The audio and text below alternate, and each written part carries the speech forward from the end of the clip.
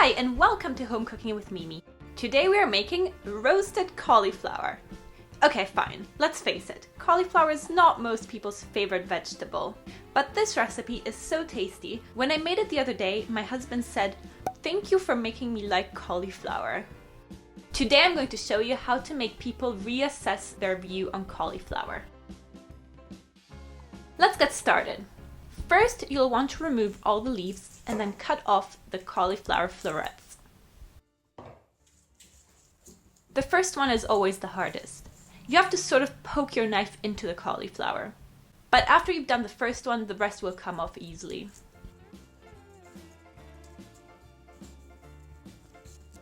And I like to keep the cauliflower stems because they are very nutritious and delicious. Let me know in the comments below if you would like me to make a video on how to use cauliflower stems. Then you'll want to separate the cauliflower into bite-sized pieces. So something like this is perfect. If a floret is too big, cut through the stem and then pull it apart.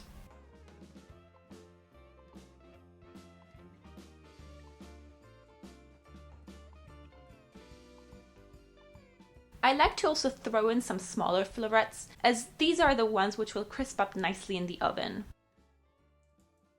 So I have actually cut up another cauliflower, and the florets weigh about 1.1 kilograms. So you can adjust the rest of the ingredients if you are making more or less cauliflower. After a quick rinse, I am spinning the cauliflower dry. If you don't have a salad spinner, then pat dry the florets and try to remove as much water as possible. Now let's make the dressing. Into a glass or bowl, pour half a cup of olive oil.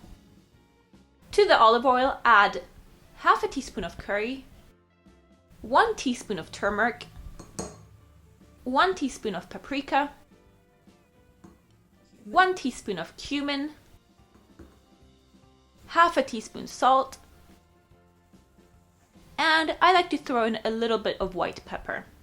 You can use black pepper, but I like how the white pepper blends in nicely with the colors of the other spices. Now this sounds very spicy, but don't worry, cauliflower can absorb a lot of spice and this is not a spicy recipe. Lay out your florets on a baking tray. Make sure that the cauliflower has enough room to lie on a single layer, otherwise it will not crisp up in the oven. Now spread the oil and spice mixture onto the florets.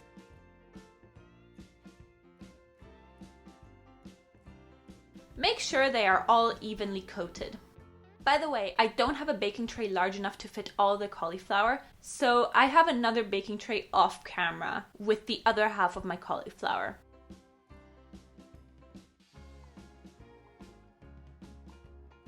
If necessary, you can massage them to spread the dressing.